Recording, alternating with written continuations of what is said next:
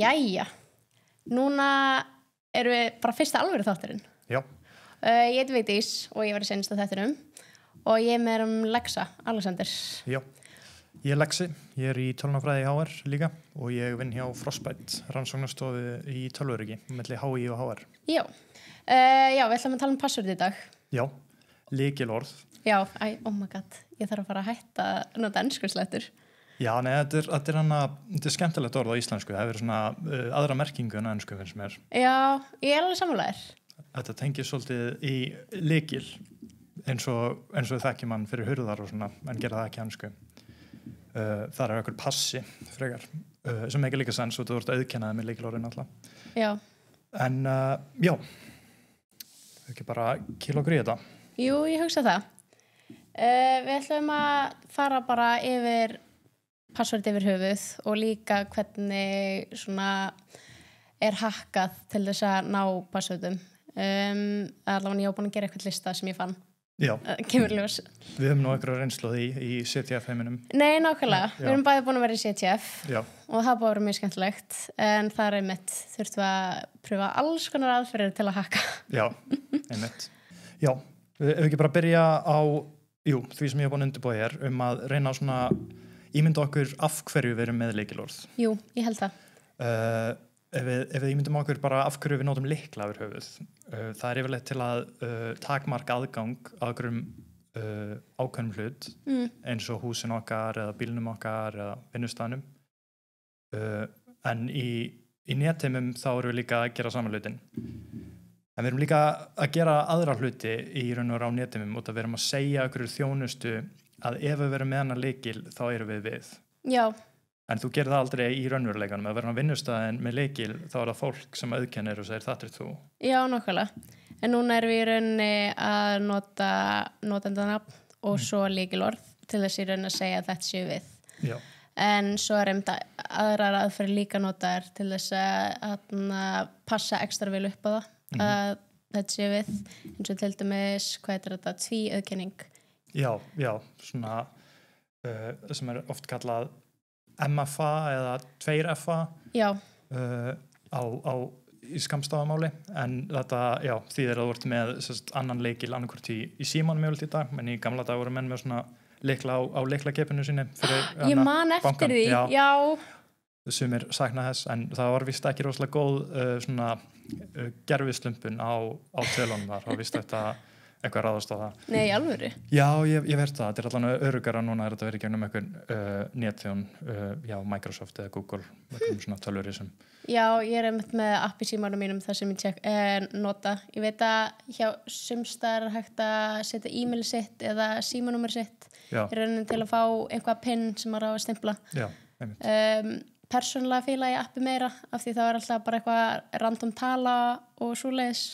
Og ef einhver kemst inn í e-mail aðgangin þá er ekkert mál að komast fram hjá þessu.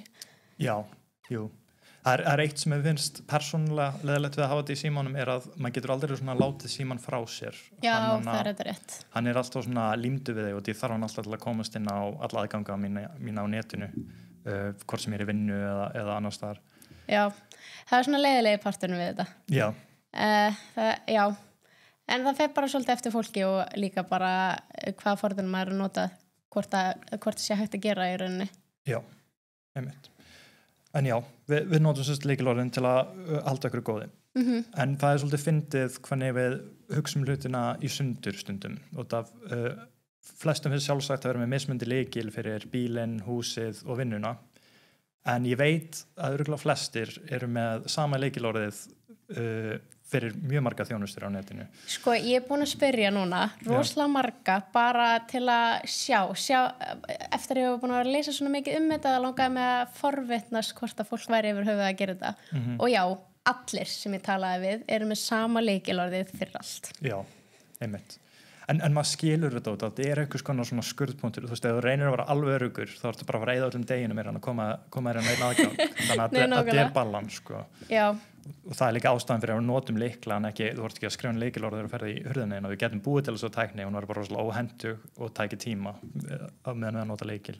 Já, nákvæmlega. Núna eru náttúrulega komnir þessi dropar, þannig að maður þurfi ekki að vera með lykilskrá. Já, NFC-dóti. Já. Já, það býður svona öðrum hættum í hús. Nei, nákvæmlega. Ég reyna allt með tækni, býður svolítið öðrum hættum í hús. Já. Það er í rauninni þannig. Já. En ég meina, kemur ljós hvernig það fer. Já, einmitt. En já, eins og ég er að segja að margir nota kannski sama lykilinn alls staðar og það er einfaldlega út af það er erfitt að muna mikið af öruggum lykilorðum utanaf. Já. Það er ástæðan. Það er ekkert mikið mál að muna eftir að vera með 3 hluti í vasanum fyrir 3 mismunandi lykla í raunveruleikanum. En hvað gerir maður þá ef maður vill hafa örugg lykilorð og mismunandi á öllum stöðum? Password manager. Já, til dæmis. Það er svona vera sífellt vinsælla að nota svona lykilorðabanka á netinu. Já, mér datt aldrei í huga að kalla þetta lykilorðabanki. Sem sagt, allt sem ég er búin að lesa er á ensku, þannig ég er búin að þurfa að þýða þetta fyrir sjálfa mig og ég mun örugglega að nota einhverja ensku slettur í þættinum. Já, ég er líka að sem segi ég er bara búið orð á staðnum, þannig að ég veit ekki hvort það sé nota. Lykilorðabanki er geggjað orð. Já. Ég ætla nú hvort ekki, sko. En já, voru einhverju fleiri leiðir? Já, það er ýmislega leiðir, sko, út af þannig að þú getur líka reynt að muna svona ákveðnar hluti út af í raun og veru svona nýju pælingar lykilorð er ekki endilega að kalla þetta lykilorð heldur lykilfrasa. Já, ég las eitthvað það. Já, það er oft notað ef maður er með Linux stýrikerfi þá er beðið frekar lykilfrasa heldur lykilorð, passphrase á ensku og þá þannig að það er auðveldara að muna bara eitthvað setningu ef þú manns bara eitthvað uppáhaldsjakkin hennar ömmu er appelsínugulur þá er bara eitthvað uppáhaldsjakkin hennar ömmu er appelsínugulur mjög gott password. Nei, nákvæmlega. Bara þessi orð saman er mjög öruggt password. Bara einhver 4, 3 til 5 nafnorð sem búa til eitthvað svona frasa auðvelt að muna og það er miklu öruggara heldur en að reyna að muna eitthvað sem þú gleymir síðan og er kannski eflaust og stutt bara eitthvað random slumpu orð. Nei, nákvæmlega. Ég las líka það til dæmis með svona frasa að vera hægt að annarkvort setja stóran stafli í byrjun hvers orði í setningunni eða punkt eða breyta S-unum til dæmis í dollaramerki eða eitthvað þannig. Já, en þú veist, maður vill heldur ekki vera að giftast einniðan hugmynd og þá er maður alltaf komið með eitthvað svona mynstur í sin eigin lykilorð sem að gera mann örlítið veikari fyrir árásun. Já.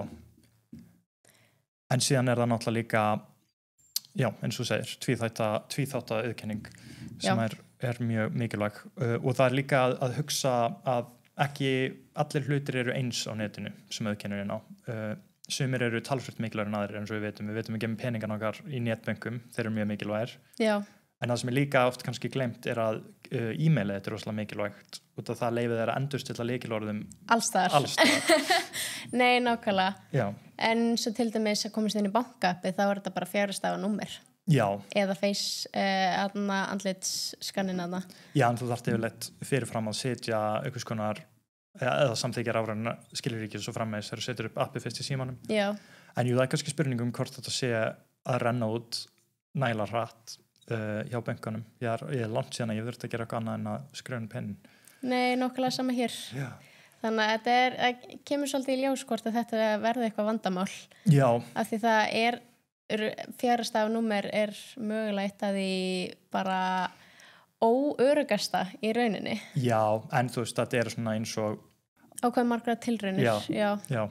En það er alltaf verið að finna leiðir fram í þessu eins og ég hef heyrt einhvern vera að tala á skrifstofunni að ná að endurstilla þessar tilraunastoppun þannig. Já, þetta var rætt á einum fundinum. Já. Þannig að þetta er allt, þú veist, hver einasti fítu sem maður gerir er annar staðið til að gera árás á í raun og veru. Já. Já. En já, það er náttúrulega two-factor authentication sem er þarna 2 FA og svo erum við líka með multi-factor authentication. Já. En svo ég hef alveg á einhverjum síðum hef ég þurft að segja í byrjun segja á uppáhaldsgældur með þetta og alls konar svoleiðis. Já, svona öryggisspurningar. Já, í rauninni. Veistu eitthvað hversu safe það er? Öryggisspurningar, ég held að það er uppruna sína rekja til svona stýrikerfa eða þú gleymir, áður en alltaf komið í skýið. Já, ég man eftir því. Þannig að þú gleymir lykilorðinu að segja einhver leið til að bjarga þér. Ég veit ekki alveg hvað mér finnst það. Ég held að það sé góð pæling til að búa til passvort. Já. En þú veist, allan fyrir mig persónulega, ég man aldrei þessar örgisspurningar. Nei, ekki heldur. Ég alltaf bara eitthvað hver á fyrsti skóliðin og svo stundum bara eitthvað þetta var tænilega fyrsti íslenski skóli minn og eitthvað og fyrsti menntaskóli minn, þannig að ég veit ekki, stundum svara ég mismundi, en kannski það bara að ég erfiður sjálf á mig, ég veit það ekki. Ég gleymi alltaf nákvæmlega hverju ég svaraði sko. Já. Þannig að þetta hefur alveg verið vandamál hjá mér. Já. En ég ekki mikil aðdáandi á þeim. Ég held þeir á ekki virka rosalega vel. Maður sér að líka fara minkandi þessar örgisspurningar. Ég held að það ekki hitt í mark. Núna er náttúrulega líka mælt með því að byggja ekki lykilorðið sitt á gæludýri eða ættingum eða vinum eða eitthvað svoleiðis. Heldur bara eitthvað random settingu í rauninni. Já, ég alveg sammála að sérstaklega ekki byggja á okkur tölu sem mikilvæg fyrir þig eins og kennitölunni, símanúmerinu eða þannig að afmælistægi hjá okkur sem þekkir, þetta er allt eitthvað sem að nota til að gera árás á þig og finna lykilorðið þitt. Já. Þannig að eins og ég segi, ég mikil aðdáandi af frösum, bara eitthvað svona random en sem að hefur svona pína áhuga á, bara hefur áhuga á náttúru, bara fiðrilda, flugvél og eitthvað meira. Þú veist, ég myndum okkur bara eina öskuliðin skógur, flugvöllur, mýri, strönd. Það fínt lykilorð. Nei, nákvæmlega. Ég las, sko, ég held að langflestar, ef ekki allar greinarnar sem ég las, hafi talað svona frasa í rauninni og mæla með því. En það er af því að það er svo margar síður og forrit sem láta þig bæta við tölu eða bæta við svona symbol. Já. Og eitthvað þannig þá svona... Já, það getur verið pirrandi, en ég skil núna eftir að hafa rætt þetta mál betur, ég skil hvaðan koma. Þeir einfallega bara passa upp á að notendur sé ekki að stimpla inn, þú veist, 24 sinnum. Nei, eitthvað sem það myndi finna strax í einhverju dictionary attack. Já. Það meikar alveg sens og það er mjög erfitt að miðla þeim upplýsingum til notenda sérstaklega fyrir stórt fyrirtæki, þannig að þú verður bara að segja að þú verður með kommentölu. Ég skil það sem forritari. Já, ég skil það líka. Já. En það er einmitt bara, ef það er eitthvað þannig þá er hægt að gera bara fyrstu stafinn í hverju orði eða eitthvað þannig. Já. Ekki bara 1, 2, 3 í lokin. Já, einmitt. Það er mjög algengt þannig að gera fyrsta stafinn stóran og bara einhver tala í endan. Já, það er einmitt allavega flesta greinir sem ég las voru að mæla gegn því að hafa þetta frekar á einhverjum öðrum stað. Eða til dæmis eins og að þú þarft að bæta við tölu og getur sett 3 í staðan fyrir eða eitthvað þannig, bara búið til reglum fyrir sjálfa þig. Já, einmitt. En þá aftur getur þetta orðið svolítið flókið. Já, en þá til að draga saman þessi efni sem við vorum að tala um árunum fyrir kannski yfir í árásir. Já. Þá er það alltaf að nota tvíþátt auðkenningu þegar þú getur. Já. Það er að ef þú vilt ekki nota lykilorðabanka þá reyna að hugsa þetta í frösum sem þú getur munað og það er til leiðir til að muna það utanbókar, svona eins og Mind Palace aðferðir. Ég nota auðvitað að læra fyrir líffræðipróf. Þetta virkar alveg pínu. Það er bara svona skemmtilega myndir. Já, líka láta vera lag. Ég læri það líka einhvern veginn. Já, ég veit það. Og svo við áttum eftir að ræða password managers. Já, lykilorðabanka. Já, lykilorðabanka. Það er í rauninni, þá þarftu bara að vita eitt lykilorð. Já. Sem er bara fyrir lykilorðabankan, en það býr svo til lykilorð fyrir þig sem einhver flókin og geymir þau. En það hafa nú verið einhverja gagnarleikar. Jú, ég þori nú ekki að fara með að ég er ekki með tölunar beint fyrir frammi en það hefur eflaust orðið eitthvað til og maður hugsa líka bara þetta sem koncept. Ég var mjög lengi að færa mig yfir í lykilorðabanka og það meðanst mjög ógnvekjandi að geyma eitthvað í skýinu, öll lykilorðið mín og líka svona bókstaflega setja öll ekki mín í eina körfu. Nei, nákvæmlega. Vera með eitt password. Mér fannst þetta svona taka allan tilgangin frá því að vera með mismunandi password á mörgum stöðum en ég farin að skilja þetta meira og meiri með tímanum og maður verður líka að velja sér bara rétta aðilann. Mér til þess líður betur ef ég er að borga fyrir þetta. Sama hér. Og ég veit að þá er það að græða, þú veist, þeir eru ekki að vera að græða því að svíkja mig. Nei, nákvæmlega. Þú ert ástæðan af hverju ég fekk mig lykilorðabanka og borgaði fyrir hann. Fann eitthvað góðan en það þetta er þægilegt af því þá þarf maður bara að vita eitt lykilorð og þá þarf maður heldur ekki verið að geyma lykilorðin sín í rauninni í brásernum inn á vefsvæðinu eins og til dæmis á Chrome og svona. Já, ég mæli mjög mikið gegn því. Já, og líka með símum, það er bara, það er ekki mjög öruggt að geyma það þannig. Já, ég get líka farið í af hverju það er ekki öruggt til þess að seifa í browsernuðinum. Endilega. Ef við tökum Chrome sem dæmi, ef þú seifar það í browsernuðinum, þá er þetta að fara að seifast inn í gagnasafn inn í tölvunuðinni þar sem að downloadaði Chrome. Algengur vírus er að ráðast hana inn þar sem þessi browser eru geymdir og það var allan áður fyrr, ég veit ekki hvort að Chrome er búin að laga þetta eitthvað hjá sér, en þú gast alltaf fundið masterlykilinn fyrir gagnasafninu og sniffaði all passwordin út, sko. Þetta er svona algengt fyrsta vírusprógram svona fyrir hobbyista. Já. Það er einmitt, sko, í rauninni því meira sem ég les svona hluti, sérstaklega tengdu netöryggi, því meira paranoia verð ég í rauninni og alveg bara, ég geri þetta, ég ætti kannski að breyta þessu. Já, maður er aðalega fyrst og fremst að hugsa bara sem meðal notandi á netinu, hvernig get ég passað upp á svona handhófskendri árás, ef ég verður gagnalega hvernig verð ég með þannig, ekki þú veist er leinið þjónustan að reyna að ná mér og nörglega að ná mér. Nei, nákvæmlega, það er alltaf að koma upp gagnalegar þar sem óprútnir aðilar geta komist að passvörðinu þannig í rauninni og svo maður í rauninni veit aldrei maður kannski ítir á link sem lítur út fyrir að vera allt í lagi en svo er maður alltaf inn að koma með eitthvað þannig að þetta er í rauninni bara það er meiri líkur á handahófskendri árás heldur en ekki en í rauninni bara þetta passa að maður sé eins öruggur og maður getur. Já. Og svo er sumir sem vega að meta öryggi og á móti þægjendum. Já. Af því að ef maður ætlar að vera bara súper-dúper öruggur þá minnkar náttúrulega þægjendin. Já, algjörlega. Ef fyrir mig þá er þetta einmitt svona fullkomni skurðpunkturinn eru lykilorðabankar. Það er að geta verið með tvíþætta auðkenningu og þú veist, vitandi ég er alltaf að vera að nota síma minn, ég er með masterpasswordið og að ég þarf að auðkenna mig svona mikið til að komast að lykilorðunum mínum lætur mig líða talsveit betur og líka bara sem forritari þarf maður átt með fullt af aðgöngum inn í þjónustur, lykla, maður er með VMs og svo framvegis þá er gott að vera með öruggan stað til að geta geymt þessar upplýsingar. Já, nákvæmlega. Það eina er, mér var bent á yfirmannin okkar að taka allavega fram að það hafa verið gagnalegar í svona lykilorðabankum. Já, ég er ekki að mæla með þessu, ég er bara að segja að þetta virkar fyrir mig. Þetta virkar, ég meina ég nota það líka. Það er margir sem nota og það er margir sem nota ekki. En svo er líka í rauninni, ef það koma upp gagnalegar þá er rauninni öll lykilorðin í hættu í staðan fyrir breytt. Já. Það er í rauninni downside-ið af þessu.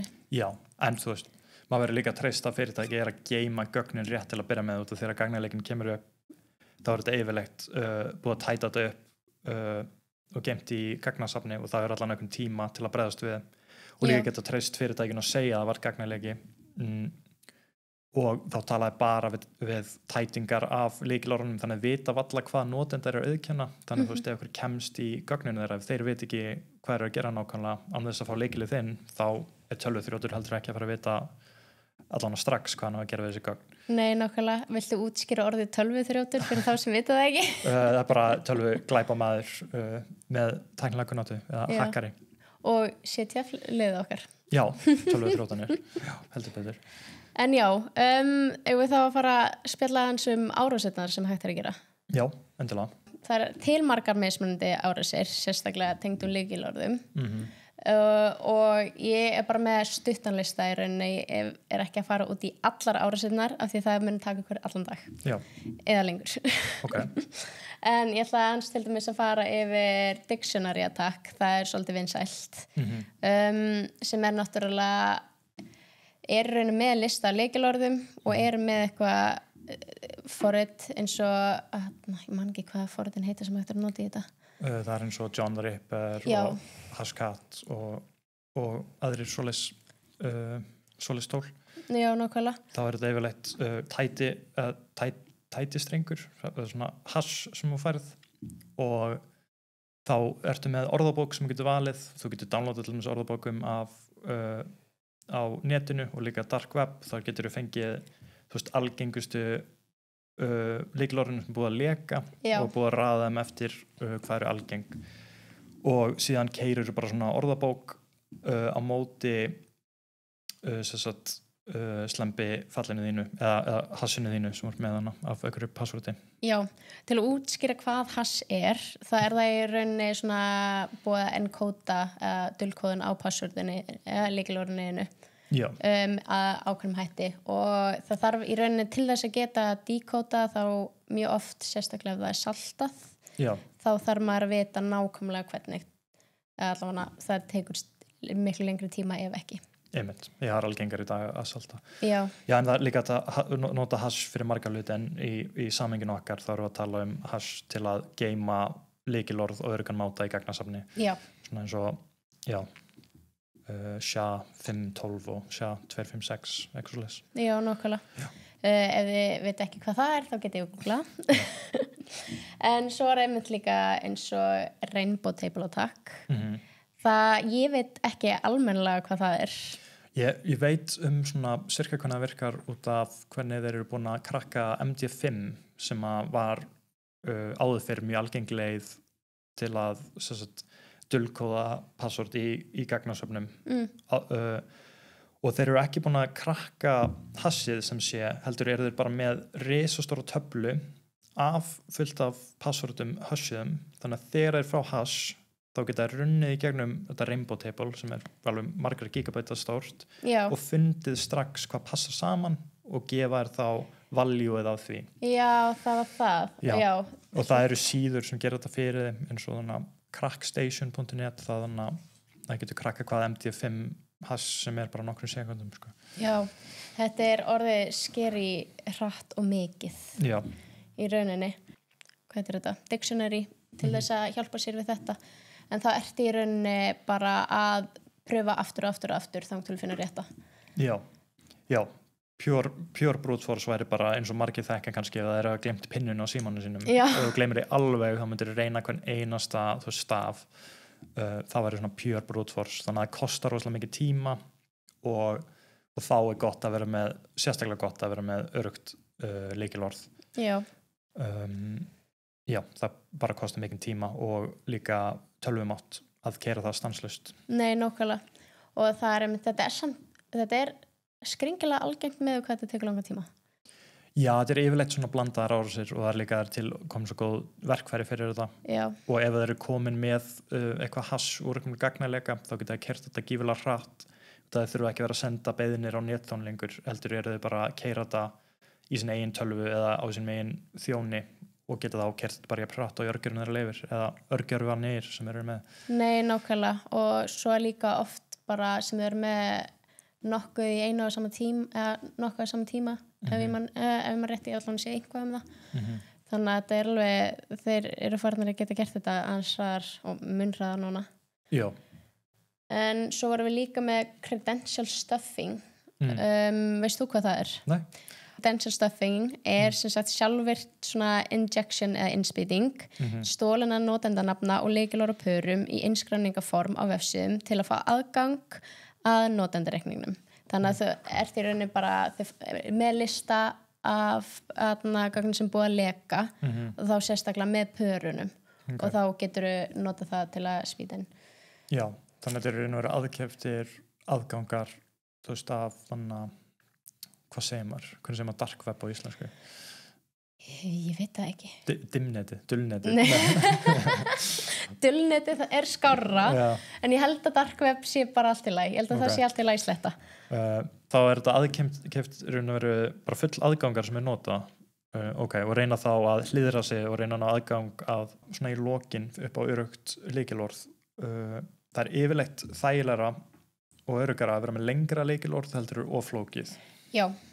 Út af það er bara svolítið hvernig starffræðin virkar á bakvið þetta ef við örugglega flestir hérna sem er að hlusta að fara einhvers tölfræði en það væri þá í raun og veru veldisvísirinn á hversu margar samsendingar væri hægt að gera ef maður væri að giska beint á þetta lykilorð, það er lengdin þannig að það hefur miklu meira áhrif heldur en grunntalan sjálf Já, ég komst að þessu þegar þú varst að útskýra þetta fyrir mig fyrir nokkrum dögum. Já. Ég bara hefði aldrei hugsað út í það. En svona lang oftast held ég mælt með 8 til 16, svo sá ég á einum stað 16 til 32, sem sagt 8 til 16 karakterar eða 16 til 32 karakterar. Já. Persónulega myndi ég ekki muna lykilorð með 32. Að það væri mjög lómust eins og segja þetta er setning, þú ert ekki lengur að muna bara stafið, þú ert að muna bara eitthvað setningu. Reyndar. Stóllinn minn er rauður með svörtu baki. Fínt passvort. Geggjað passvort. Já. Þannig að já. En ég held að það var ekkert meira sem við ætlum að tala um. Nei. Þetta er svona allavega það helsta sem við ætlum að tala lykilorð. Og hvernig er hægt að vera aðeins öruggari og meðvitaðri það sem maður er að gera með lykilorðunum. Já, einmitt. En já. Þetta eru svona okkar pælingar allan að koma frá okkur. Við erum engir sérfræðingar, við erum bara nemar í tölvunarfræði og við svo til að við vinnum við tölvuröryggi.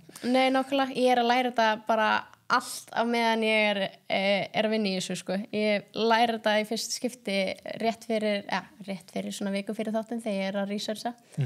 Og afla með upplýsinga og svo er ég að kenna þetta og þannig að við sendum örugglega linkana svo á annarkvort á Spotify eða undir YouTube-vídeói þannig að allavega hægt að sjá þær greinar sem við töluðum Já, þú veist heimildir. Já, ég er með heimildirnar í dokkskjali sem ég ætlaði að setja svo með þannig að allavega fólk gæti lesið þetta betur og jafnvel afla sér þina eigin upplýsinga. Já, ég ætla ekki að gefa til heimilda persónulega, ég var að tala um hluti sem að ég hef séð og hafa komið til. Mikið af þessu er náttúrulega bara þannig líka, sko. En allavega það sem ég las, það verður undir.